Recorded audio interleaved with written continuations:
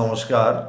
ফুটপাত চার দোকান এ প্রসঙ্গে আপনাদের মাঝে কিছু কথা বলতে চাই। ইতিমধ্যে আপনারা দেখেছেন বাংলাদেশের প্রথম শ্রেণীর পত্রিকা দৈনিক প্রথম আলো পত্রিকা একটি রিপোর্ট করেছে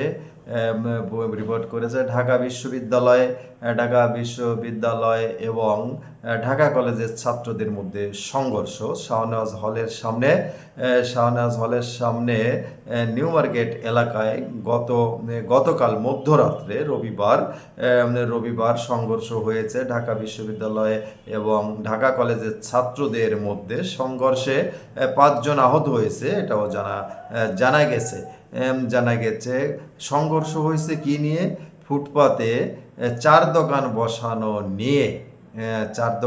বসানো নিয়ে সংঘর্ষ হয়েছে ছাত্রদের ভিতর। এখন প্রশ্ন বা আপনাদের মাঝে শেয়ার করতে চাই, ফুটপাতে কি চার দোকান বসানো কোনো বৈধ আছে? বা ফুটপাত তো হাঁটার জন্য, মানুষের চলাফেরার জন্য, সেখানে কেন চার দোকান বসানো হবে? সে চার দোকান বসানো কি বৈধতা আছে? প্রথমত এই প্রশ্নটা হলো। দ্বিতীয়ত আপনাদের মাঝে বলতে চাই, এই ফুটপাতে যদি চার দোকান বসাতে হয়, দায়িত্ব কাদের? পুলিশের, সরকারের, না ছাত্রদের? সেখানে বাংলাদেশের সবচেয়ে বড় শিক্ষা প্রতিষ্ঠান, সবচেয়ে বড় শিক্ষাপীঠ ঢাকা বিশ্ববিদ্যালয় এবং ঢাকা কলেজও বাংলাদেশের অন্যতম একটি সেরা কলেজ, নামকরা কলেজ, পুরানো কলেজ। সেখানে প্রথম আলোর মতো পত্রিকায় ঘুম থেকে ওঠার পরে যদি আমাদের হেডলাইনে বা শিরোনামে দেখতে হয় চার দোকান বসানো নিয়ে ঢাকা বিশ্ববিদ্যালয় এবং ঢাকা কলেজের ছাত্রদের মধ্যে সংঘর্ষ এবং 5 জন আহত, এটা কতটুকু কাম্য?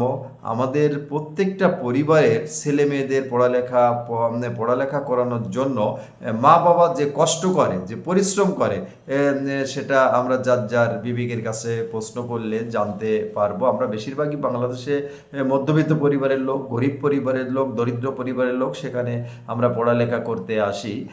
কিন্তু মা বাবা যখন শুনবে এই কথাগুলো যে আমার ছেলে বা আমার সন্তানেরা ফুটপাতে চার দোকান বসানো নিয়ে পড়ালেখা বাদ দিয়ে সংঘর্ষে জড়িত হয়েছে, এটা কতটুকু ভালো লাগবে মা বাবার, অভিভাবকদের?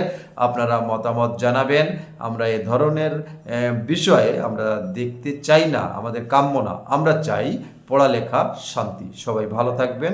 কমেন্ট বক্সে আপনাদের মতামত এ বিষয়ে জানাবেন। নমস্কার, আজকে এ পর্যন্ত।